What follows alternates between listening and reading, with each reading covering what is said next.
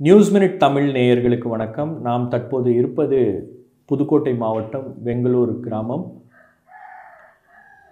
ஜௌபர் அலியுடைய வீட்டில் இருக்கோம். அவருக்கு நேர்ந்த சம்பவம் அப்படின்றது கடந்த சில தினங்களாக அது செய்தியாக வந்து கொண்டிருக்கிறது. இங்கே இருக்கக்கூடிய கல் குவாரிகளில் நடக்கக்கூடிய முறைகேடுகள் தொடர்பாக நீண்ட காலமாக அவர் அதை ஃபைட் பண்ணிட்டு புகார் சொல்லிகிட்டே இருக்கார். அரசியல் பின்புலம் அவருக்கு இருந்தாலும், ஒரு அஇஅதிமுக என்ற இயக்கத்தோடு அவர் இருந்தாலும், அவருடைய உயிருக்கு எந்த விதமான உத்தரவாதமும் இல்லாத ஒரு சூழல் என்பது தான் அவருக்கு இருந்திருக்கிறது. அப்படி தான் அவர் அதை ஃபைட் பண்ணிகிட்டே இருந்திருக்காரு. அவருடைய மரணம் அப்படின்றது அவருடைய மரணம் சொல்கிறத விட அவரை கொலை செய்திருப்பது அப்படின்றது ஒரு மிகப்பெரிய அதிர்ச்சியை ஏற்படுத்தியுள்ளது தமிழகம் முழுவதும். ஏன்னா இந்த மாதிரி புகார் சொல்லக்கூடிய ஆக்டிவிஸ்ட்டுக்கு எந்த விதமான ஒரு பாதுகாப்பும் இல்லாத ஒரு சூழல் தமிழகத்தில் நிலவுகிறது அப்படின்றது தான் இதில் இருக்கக்கூடிய அதிர்ச்சி ஊட்டக்கூடிய விஷயம். இந்த சம்பவம் நடந்த உடனே ஒரு ஆக்சிடெண்ட் அப்படின்னு அதை காவல்துறை டீல் பண்ணது அப்படின்றது ரொம்பவே ஷாக்கிங்கான விஷயமாக இருக்குது. இதை பற்றி பேசுவதற்காக ஜௌபர் அலியுடைய மனைவி மரியம் நம்மோடு இணைந்திருக்கிறார். மேடம், இந்த சம்பவம் உங்களுக்கு எப்போ தெரியுது? இந்த மாதிரி ஒரு ஆக்சிடெண்ட் நடந்திருக்கு அவருக்கு, அது ஆக்சிடெண்ட் அப்படின்னு தான் நீங்கள் நினச்சிங்களா, இல்லை என்ன தகவல் உங்களுக்கு முதல்ல வந்துச்சு? அப்போ ஒரு 2:30க்கெலாம் தெரிஞ்சிருச்சு. அது சொன்ன உடனே அது ஆக்சிடெண்ட் கிடையாதுன்னு முடிவு பண்ணியாச்சு. ஏன்னா இவர் இந்த கனிம வளத்துக்காக போராடிட்டு இருக்காரு. அதனால் இது ஆக்சிடெண்ட் இல்லை, இது திட்டமிட்டு ஏதோ பண்ணியிருக்காங்க அப்படின்னு சொன்ன செகண்டே இது ஆக்சிடெண்ட் இல்லைன்னு முடிவு பண்ணிட்டேன். ஏன் உங்களுக்கு அந்த ஒரு எண்ணம் வந்துச்சு? அவர் தொடர்ந்து அவருக்கு மிரட்டல் இருந்துச்சா? அவருக்கு உயிர் பயம் அப்படின்றது இருந்துகிட்டே இருந்துச்சா? ஆமாம், அவர் பேசிலாம் இருக்காங்க, இதை வாபஸ் வாங்க அப்படின்னு. எங்களுக்கு ஒரு சின்ன ஆலப்புழா கம்பெனி இருக்குது, அதில் அவர் பேசியிருக்காங்க, இந்த மாதிரி இதை வாபஸ் வாங்கிடு, தேவையில்லாத வேலை அப்படின்னு. ஏற்கனவே இவர் நிறைய அந்த கனிம கொள்ளைக்கு கேஸ் போட்டிருக்காங்க. நிறையா முறைகேடு நடக்குதுன்னு கேஸ் போட்டதில்லை. புதுக்கோட்டை மாவட்டத்தில் இந்த கனிம வளத்துக்காக என்ன பண்ணியிருக்காங்க, ஜட்ஜை நிறுத்தி வச்சுருக்காங்க. சட்டப்படி போய் புதுக்கோட்டை கலெக்டர் போய் இதெல்லாம் ஆய்வு செஞ்சு அதுக்கப்புறம் இந்த பர்மிட் வாங்கி நடத்த வைங்க அப்படின்னு சொல்லியிருக்காங்க. அப்போ வர்றப்போ இந்த துளையானூரில் இருக்கிற கிரஷருக்கு இந்த ஆர்ஆர் மேலேயும் ஃபைன் போட்டாங்க. ஆர்ஆர் மேலே பக்கத்து மலையடி இதுக்கெல்லாம் ஃபைன் போட்டாங்க. அந்த கேஸ் அப்படியே இருக்குது, அது நடத்தாமல் அப்படியே இருக்குது அந்த கேஸு. இந்த ஃபைன் நம்பியான் கம்மாயில் கிராவல் எடுத்திருக்காங்க, அதுக்கு ஒரு கேஸ் போட்டிருக்காங்க. அந்த கேஸ் ஜட்ஜ்மெண்ட் வந்துச்சு. அதை வந்துட்டு அவங்களுக்கு ஃபைன் போட்டது அரசு ஃபைனை வசூல் பண்ணலை, அதுக்கு ஒரு கேஸ் போடுறாங்க.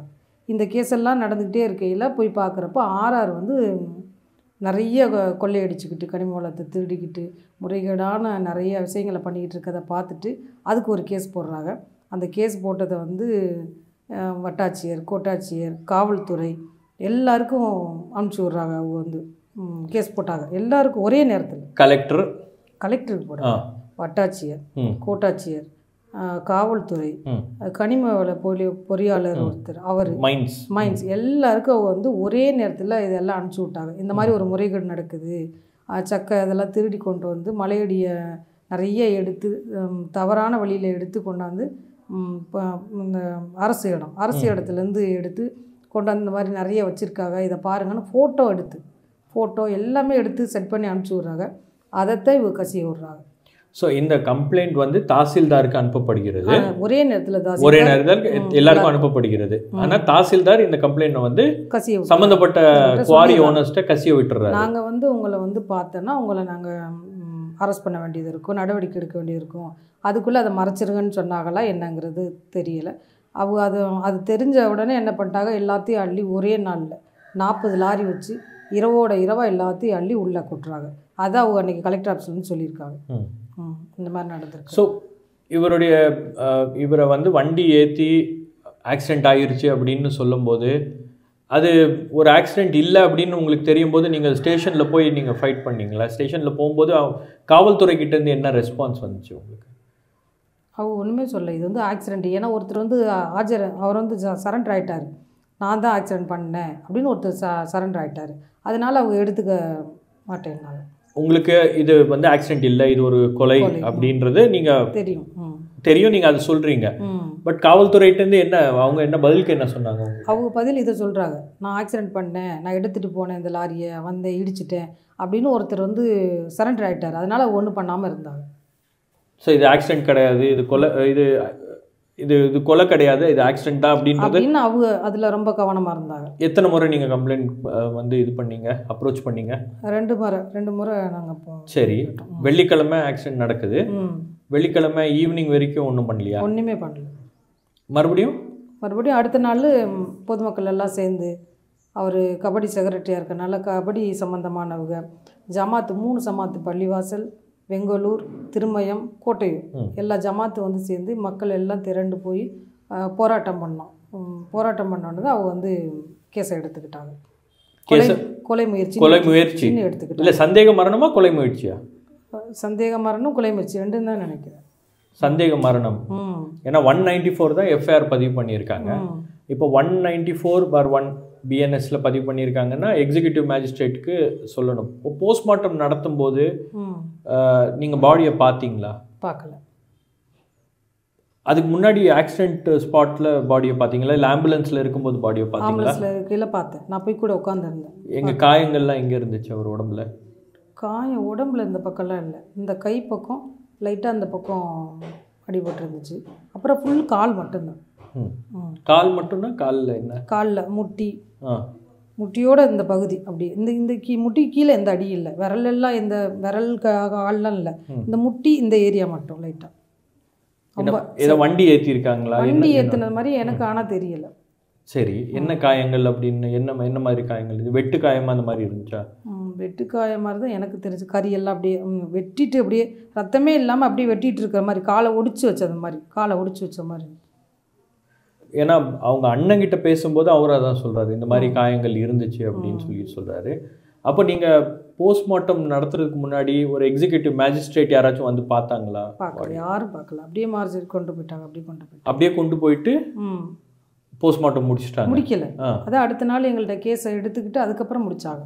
ஸோ சனிக்கிழமை ஈவினிங் உங்களுக்கு ஒரு 5:30 மணிக்கு பாடி கொடுத்துருப்பாங்களா? என்ன டைம்? இல்லை, 5:30 கொடுக்கல, ஒரு 6-7 மணி ஆயிடுச்சு. 7 மணி ஆயிடுச்சு. ஸோ அது வரைக்கும் உங்ககிட்ட யாரும் அதிகாரிகள் யாரும் வந்து பேசல. யாரும் பேசல. ஏன்னா ஒரு சந்தேக மரணம் அப்படின்னும் போது அதுக்கு ஒரு ப்ரொசீஜர் இருக்குது. அது யாராச்சும் உங்ககிட்ட வந்து சொன்னாங்களா? அதை பற்றி கேட்டாங்களா? எதுவுமே கேட்கல. எந்த காவல்துறை அதிகாரியும் பேசல, மேஜிஸ்ட்ரேட் யாரும் வந்து பேசல? யாரும் பேசல. இப்போ உங்களுக்கு நம்பிக்கை இருக்கா இந்த விசாரணை சரியாக போயிட்டுருக்கு அப்படின்னு நம்பிக்கை இருக்கா? அதான் இப்போ நம்பிக்கை இப்போ தான் குறைவாகுது. நம்பிக்கை இல்லை தான். ஏன்னா அந்த காவல்துறை இந்த எல்லாருக்குமே இவர் அனுப்பிச்சி விட்டார், இது எல்லாத்தையும் அனுப்பிச்சி விட்டார். இப்படி ஒரு முறைகேடு நடக்குதுன்னு அவங்க அதை முறையாகவே அதை பார்த்துக்காம, இவருக்கும் பாதுகாப்பு கொடுக்காம, அந்த நடக்கிற தவறையும் போய் கேட்காம அவரை திருப்பி அவங்க செக்கையள்ளி உள்ளே கொட்டுறாங்கன்னா எப்படி இந்த கேஸை வந்து முறைப்படி எடுத்துகிட்டு போவாங்க? நம்பிக்கை குறைவாக தான் இருக்குது. உங்கள் குடும்பத்துக்கு ஏதாச்சும் ஆபத்து இருக்கா? உங்களுக்கு ஒரு பயம் அப்படின்றது இருக்கா? ஏன்னா அந்த உங்களுடைய கம்ப்ளைண்ட் காப்பியில் அவருக்கு தொடர் மிரட்டல்கள் வந்துட்டுருக்கு அப்படின்றத நீங்கள் சொல்லிகிட்டே இருந்திருக்கீங்க. இந்த மாதிரி அவரே சொல்கிறாரு, இந்த மாதிரி நாங்கள் வந்து ஆக்சிடெண்ட் பண்ணிவிட்டு அது கொலை இல்லை, வெறும் ஆக்சிடெண்ட் அப்படின்ற மாதிரி கூட எங்கள் இன்ஃப்ளூயன்ஸை பயன்படுத்தி நாங்கள் மாற்றிடுவோம் அப்படின்ற மாதிரிலாம் நீங்கள் சொல்லியிருக்கீங்க. இப்போ அந்த மாதிரி ஒரு பயம் இருக்கா உங்களுக்கு? எங்களுக்கு என் பிள்ளைங்களுக்கு பாதுகாப்பு வேணும். ஏன்னா அந்த ராசுங்கிறவருடைய மயம் இருக்கார்ல, அவன் மேல் நிறைய கேஸ் இருக்குது. சும்மா வரவங்க யாராவது ரோட்டில் போனால் கூட சண்டை போடுறது, அவங்க ஊரை சுற்றி இருக்கிற மக்கள் இருக்காங்கல்ல அவங்கள்ட்டெல்லாம் போய் அடிதடி பண்ணுறது, அவன் அந்த மாதிரி வேலை எல்லாமே அவன் பண்ணிக்கிட்டு இருக்கான். ஒரு வேளை அவனால் கூட எங்களுக்கு ஏதாவது பாதிப்பு வருமோன்னு பயமாக இருக்குது. போலீஸ் பாதுகாப்பு எதாவது கேட்டிருக்கீங்களா? இல்லை அவங்களா பாதுகாப்பு ஏதாச்சும் கொடுத்துருக்காங்களா உங்களுக்கு இந்த சம்பவம் நடந்ததுக்கு பிறகு? இல்லை யாராச்சும் காவல்துறை அதிகாரிகள் வந்து யாராச்சும் பெண் அதிகாரிகள் யாராச்சும் வந்து பேசியிருக்காங்களா அவங்ககிட்ட? என்ன நடந்துச்சு, என்ன விசாரணை, என்ன ஏது சம்மந்தமாக ஏதோ பேசியிருக்காங்களா? இல்லை, அது மாதிரி எதுவும் பேசலை. யாருமே வரலையா? யாருமே வரல.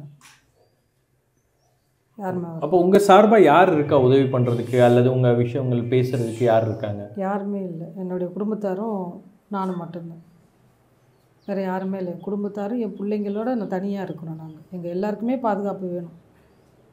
என் பிள்ளைங்களும் நாங்கள் மட்டும்தான் இருக்கோம்.